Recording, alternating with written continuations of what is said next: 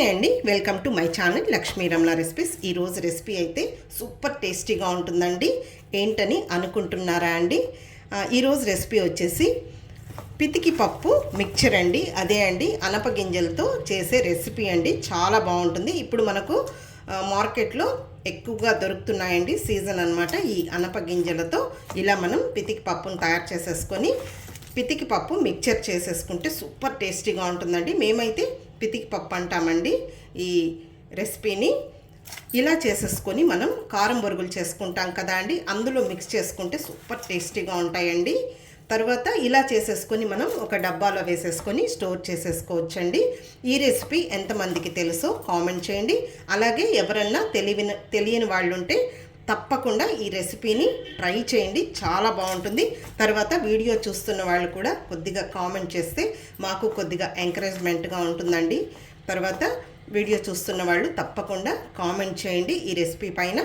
Okay అండి, మనం ఈరోజు అనపగింజలతోటి పితికి పప్పు మిక్చర్ని ఎలా తయారు చేసేసుకోవాలో కావలసిన పదార్థాలు, తయారీ విధానం ఒకసారి చూసేద్దామండి. ఇవి అనప గింజలు అండి. చూడండి, సేమ్ మనకు చిక్కుడు గింజలు ఎలా ఉన్నాయో అలాగే ఉంటాయండి. మామూలుగా ఇప్పుడు మనకు సీజన్ ఎక్కువగా ఉందండి, మార్కెట్లో ఈ అనపకాయలు ఎక్కువగా దొరుకుతున్నాయి. సేమ్ మనకు చిక్కుడుకాయలు ఎలా ఉంటాయో అలాగే ఉంటాయండి. ఇవైతే 1 కేజీ అనపకాయలని ఒలిచిన తర్వాత వచ్చిన గింజలండి. మామూలుగా మనము ఈ అనప గింజలతో కర్రీస్ చేసుకుంటూ ఉంటామండి. నేను ఆల్రెడీ వీడియో కూడా పోస్ట్ చేసి ఉన్నాను. తర్వాత ఈ అనపకాయలు ఎలా ఉంటాయో నేను ప్రీవియస్ వీడియోస్లో కూడా మీకు చూపించానండి. మామూలుగా ఈ అనప గింజలతో మనము కర్రీసే కాకుండా కొంచెం మనము మిక్చర్ లాగా కూడా చేసుకోవచ్చండి. ఇవైతే 1 కేజీ అనప కాయల్ని ఒలిచిన తర్వాత వచ్చిన గింజలండి. వీటిని మనం డైరెక్ట్గా అలాగే ఫ్రై చేయకూడదు. వీటిని నేను రాత్రి నీళ్ళల్లో నానబెట్టి పెట్టానండి. అనప గింజలను ఒక 2 సార్లు కడిగేసేసుకొని మునిగే వరకు నీళ్లు వేసేసుకొని నానబెట్టేసుకోవాలి. అలాగే మనము డైరెక్ట్గా ఫ్రై చేయకూడదండి. కొంచెం మనకు నానితేనే ఈ స్కిన్ అనేది మనకు రిమూవ్ అవుతుందండి. ఇప్పుడు వీటిని నేను నైట్ అంతా కూడా నానబెట్టి పెట్టేశాను. లేదు మనం మార్నింగ్ చేసుకోవాలంటే నైట్ నానబెట్టేసుకోవాలి. లేదు ఈవినింగ్ చేసుకోవాలంటే మార్నింగ్ వీటిని నీళ్ళల్లో సోక్ చేసిన తర్వాతే చూడండి ఈ విధంగా మనం వీటిని ఇలా పితకడం అంటారండి దీన్ని. చూడండి, ఇలా స్కిన్ ఈ విధంగా పోతుంది. మనం ఫ్రై చేయడానికి అలాగే డైరెక్ట్గా ఫ్రై చేయకుండా చూడండి ఈ విధంగా ఈ పప్పునంతా కూడా ఈ విధంగా స్కిన్ని రిమూవ్ చేసేసుకోవాలండి. మనకు బాగా నానితేనే ఈ పైన స్కిన్ అనేది పోయి చూడండి ఈ విధంగా పప్పు అనేది వస్తుంది. ఇదే విధంగా అన్నింటిని మనం ఇలా చేసేసుకోవాలి. ఈ గింజలు కూడా మరీ లేతగా ఉండకుండా కొంచెం ముదురుగా ఉంటే పప్పు అనేది బాగుంటుందండి. మనం అలా చూసి తెచ్చుకోవాలి. చూడండి ఈ విధంగా పప్పునంతా కూడా ఒలిచేసేసుకోవాలి. ఈ విధంగా ఇంకొక గిన్నెలోకి ఈ పప్పునంతా కూడా ఇలా ఈ స్కిన్ని రిమూవ్ చేసేసుకొని ఇందులో వేసేసుకోవాలండి. బాగుంటాయండి. మామూలుగా మనం బయట షాప్స్లో కొని తెచ్చుకుంటూ ఉంటాం. సో అలా కాకుండా మనం ఇలా అనపకాయని తెచ్చేసేసుకొని ఈ విధంగా ఒలిచేసేసుకొని మనం ఇలా మిక్చర్ చేసేసుకోవచ్చండి. ఈ అనప గింజలతో పాటు కొంచెం పల్లీలు, కరివేపాకు అవన్నీ వేసుకొని మనం చేసి డబ్బాలో వేసి స్టోర్ చేసుకుంటే బాగుంటుందండి. ఇప్పుడు నేను ఇవన్నీ కూడా ఈ విధంగా చేసి పెట్టేస్తాను.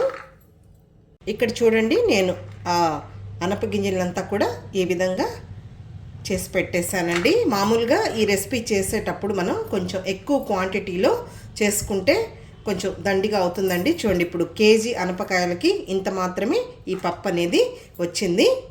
తర్వాత చూడండి, పొట్టు అంతా కూడా ఈ విధంగా మనం రిమూవ్ చేసేసుకోవాలి. మామూలుగా కర్రీస్కి అయితే ఈ పొట్టుతో కూడా చేసుకుంటూ ఉంటామండి. కానీ ఈ రెసిపీకి అయితే మనం ఈ విధంగా పప్పుని ప్రిపేర్ చేసేసుకొని మనం పితికి పప్పు అంటారండి దీన్ని మనం ఇప్పుడు ఇలా కూడా చేసేసుకొని కర్రీ చేసేసుకోవచ్చండి. లేదు ముందుగా మనం పప్పుని చూపించాం కదా, అలా కూడా కర్రీస్ అనేది చేసుకుంటూ ఉంటారు. ఇప్పుడు మనం వీటిని ఫ్రై చేసేసుకోవాలండి ఆయిల్లో. ఎలాగో చూద్దాము. ఇప్పుడు మనం ఒక బౌల్లో టిష్యూ పేపర్ వేసి పెట్టేసుకుందామండి. మనం ఆయిల్ ఫ్రై చేసి ఇందులో వేసేసుకోవాలి. ఆయిల్ అంతా కూడా ఈ టిష్యూ పేపరు పీల్చేసుకుంటుంది. ఇప్పుడు ముందుగా స్టవ్ వెలిగించుకొని ప్యాన్ పెట్టేసుకుందామండి. ఇప్పుడు ఇందులో ఫ్రై చేసేసుకోవడానికి ఆయిల్ వేసేసుకుందాము. ఇక్కడైతే నేను ఫ్రీడమ్ ఆయిల్ యూజ్ చేస్తున్నానండి. ఆయిల్ కూడా మరీ ఎక్కువేం అవసరం లేదండి. మళ్ళీ మనం ఒకసారి వాడిన ఆయిల్ ఎక్కువ రోజులు వాడం కాబట్టి మళ్ళీ చాలకొస్తే వేసేసుకోవచ్చు. తర్వాత ఈ ఫ్రీడమ్ ఆయిల్ కూడా మనకు రెసిపీ చేసిన తర్వాత ఆయిల్గా లేకుండా లైట్గా ఉంటుందండి. ఇప్పుడు ఆయిల్ని వేడెక్కనిద్దాము. తర్వాత ఈ పప్పును కూడా మనం ఏం ఆరబెట్టాల్సిన అవసరం లేదండి. మనం ఈ పప్పును రెడీ చేసే లోపలే మనకు ఇదంతా కూడా చూడండి, తడంతా కూడా ఆరిపోయింది. ఒకవేళ తడి ఉంటే మీరు ఒక కాటన్ క్లాత్ పైన ఒక 5 నిమిషాలు ఫ్యాన్ గాలి కింద పెట్టేయచ్చండి. ఎందుకంటే మనకు ఆయిల్లో ఫ్రై చేసేటప్పుడు పైన పడకుండా ఉంటుంది. నేనైతే ఏం ఫ్యాన్ గాలి కింద ఆరబెట్టలేదు. ఓకే అండి, ఆయిల్ వేడెక్కింది. ఫ్లేమ్ని తగ్గించుకోవాలి, మీడియంలో పెట్టేసుకుందాము. ఇప్పుడు మనం ఈ పప్పుని ఒక 2-3 సార్లుగా ఫ్రై చేసేసుకోవాలండి. కొన్ని వేసేసుకుందాము.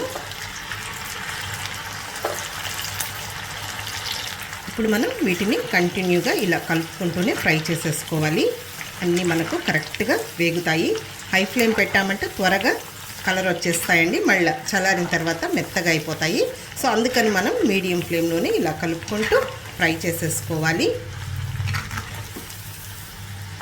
మనము కొంచెం ఓపికతో పప్పుని ఈ విధంగా ప్రిపేర్ చేసుకోవడమే కొద్దిగా కష్టమండి, కానీ ఫ్రై చేసేసుకోవడం త్వరగా చేసేసుకోవచ్చు ఎంత పప్పునైనా కూడా.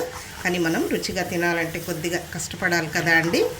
కొంచెం ఓపికతో ఇలా పప్పుని మనం ఖాళీ టైంలో అలా టీవీ మీద కూర్చునేసి ఇలా మనం ఎంత అనపగింజలనైనా తయారు చేసేసుకొని ఇలా మనం చేసేసి స్టోర్ చేసి పెట్టేసుకోవచ్చండి. చాలా బాగుంటుందన్నమాట ఈ రెసిపీ. ఓకే అండి, చూడు ఇప్పుడు ఈ పప్పు మనకు బాగా కరెక్ట్గా వేగిపోయిందండి. కొన్నేమో గ్రీన్ కలర్లో ఉన్నాయి, కొన్నేమో ఈ కలర్లో ఉన్నాయి. ఇప్పుడు ఇవి మనం తీసేసుకుందాము. ఇప్పుడు ఆయిల్ అంతా కూడా స్ట్రెయిన్ చేసేసి ఈ విధంగా తీసేసుకుందాము.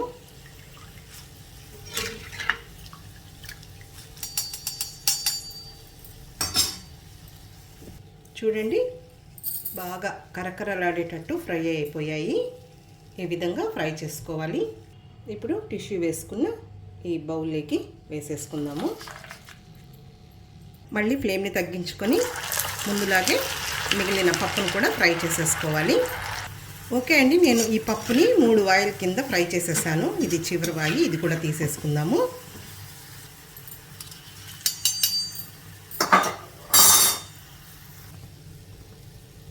మనం ఇంత కష్టపడి వీటిని మార్చుకోకుండా జాగ్రత్తగా ఫ్రై చేసుకోవాలండి, లేకపోతే రెసిపీ అంతా పాడైపోతుంది, చేదని అనిపిస్తుంది. తర్వాత ఇందులోకి మెయిన్ అండి పల్లీలు వేసుకోవాలి. 1 కప్పు పల్లీలు వేస్తున్నానండి నేను ఆ క్వాంటిటీకి. అంటే ఉత్త పప్పే బాగుండదండి, పల్లీలు కూడా మిక్స్ చేసుకోవాలి. ఇంకా కావాలంటే మనము ఇందులో పచ్చ పెసలు ఉంటాయి చూడండి, అవి కూడా నానబెట్టి ఫ్రై చేసేసుకొని మిక్స్ చేసుకోవచ్చు. తర్వాత పచ్చి శనగపప్పుతో మనం కారం శనగపప్పు చేస్తూ ఉంటాం కదా అండి, అలా కూడా మనం కొద్దిగా పచ్చి శనగపప్పుని నానబెట్టేసి అందులో మిక్స్ చేసుకోవచ్చు అండి. లేదు ఈ విధంగా అనపగింజలు పితిక్ పప్పు తర్వాత పల్లీలు కాంబినేషన్తో కూడా అదొక మెథడ్ అండి. ఇప్పుడు వీటిని కూడా మనం మీడియం ఫ్లేమ్లో ఇలా కలుపుకుంటూ మంచి కలర్ వచ్చే వరకు ఫ్రై చేసేసుకోవాలి. పల్లీలు కూడా వేగిపోయాయండి. పల్లీలు కూడా మనం జాగ్రత్తగా ఫ్రై చేసేసుకోవాలి, త్వరగా మనకు మాడిపోతాయి. ఇప్పుడు వేగిపోయాయి, తీసేసుకున్నాము. వీటిని కూడా ఆయిల్ స్ట్రెయిన్ చేసేసుకోవాలి. ఇష్టపడే వాళ్ళు కొద్దిగా జీడిపప్పును కూడా వేసుకోవచ్చండి, నేనైతే వేయను. ఈ పల్లీలు కూడా ఇందులోనే వేసేసుకుందాము. అలాగే కరివేపాకుని ఫ్రై చేసేసుకుందామండి. ఫ్రెష్గా ఉన్న కరివేపాకు అయితే బాగుంటుంది. పైన పడకుండా జాగ్రత్తగా ఇలా ఫ్రై చేసేసుకోవాలి. అంతే అండి, స్టవ్ ఆఫ్ చేసేసుకుందాము. కావాలంటే ఇందులో పుట్నాల పప్పులు అంటారు కదండి, అవి కూడా వేసేసుకోవచ్చు. నేనైతే పల్లీలు అనపగింజలు పప్పు మాత్రం వేస్తానండి. ఇప్పుడు మనం వీటిని కారము వెల్లుల్లి సాల్ట్ అవి వేసి కలిపేసేసుకుందాము. టిష్యూ తీసేసుకుందామండి.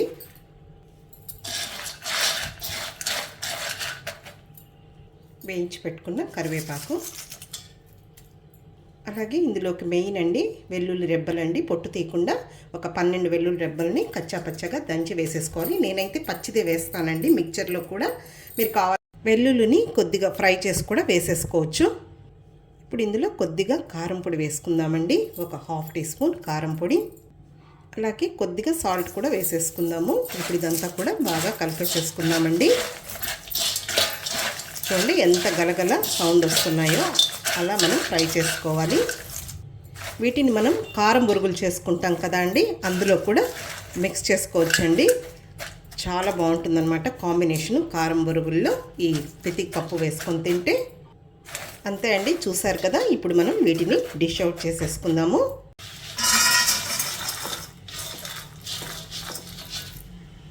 చిన్నప్పుడు నాన్న చిత్తూరు జిల్లా సదుంలో డాక్టర్గా వర్క్ చేసేవాళ్ళండి. అక్కడ ఈ అనపగింజలు ఎక్కువగా దొరికేవన్నమాట. మేమైతే ఒక 5-6 కేజీలు కూడా పప్పుని నానబెట్టేసి అందరం కూడా వాటిని పప్పును తయారు చేసేసి అమ్మ ఈ విధంగా స్టోర్ చేసి పెట్టి డబ్బాలో వేసి పెట్టేదండి. ఎప్పుడు కూడా మాకు స్టాక్ ఉండేవన్నమాట. కాబట్టి మీలో ఎంతమందికి ఈ రెసిపీ తెలుసో నాకు కామెంట్ సెక్షన్లో కామెంట్ చేయండి. తెలియని వాళ్ళు ఉంటే తప్పకుండా ఈ రెసిపీని ట్రై చేయండి, చాలా బాగుంటుందండి. అసలు మనం ఇవి చేసాం కదా అండి, ఒక 5 నిమిషాల్లో కంప్లీట్ అయిపోతాయి అన్నమాట, అంత రుచిగా ఉంటాయి. కాబట్టి తెలియని వాళ్ళు ఉంటే తప్పకుండా ట్రై చేయండి. తెలిసిన వాళ్ళు ఎంతమందికి తెలుసో కామెంట్ చేయండి. కాబట్టి చూసారు కదా అండి, నేను అనపగింజలతో పితికి పప్పు అంటామండి మేము, పితికి పప్పు మిక్చర్ని ఎలా ప్రిపేర్ చేశాను. కాబట్టి మీరు కూడా ఒకసారి తప్పకుండా ట్రై చేయండి, చాలా అంటే చాలా బాగుంటుంది. ఇలా చేసేసుకొని మనం ఒక డబ్బాలో వేసేసుకొని స్టోర్ చేసుకుంటే మనకు టీ టైం స్నాక్గా తినచ్చండి. కాబట్టి తప్పకుండా ట్రై చేయండి. అలాగే వీడియో చూస్తున్నవారు చాలామంది కామెంట్ చేయడం లేదండి. మీరు కొంచెం కామెంట్ చేస్తే మాకు కొద్దిగా ఎంకరేజ్గా ఉంటుందండి. కాబట్టి తప్పకుండా కామెంట్ చేయండి. ఓకే అండి, ఈ వీడియో మీకు నచ్చితే లైక్ చేయండి, షేర్ చేయండి. కొత్తగా చూస్తున్న వారు నా ఛానల్ని తప్పకుండా సబ్స్క్రైబ్ చేసుకోండి. మన ఛానల్లో మంచి మంచి రెసిపీస్ బోల్డ్ అన్నీ ఉన్నాయి, ట్రై చేయండి. ఇంకొక మంచి వీడియోతో మళ్ళీ కలుద్దాం. నమస్తే అండి.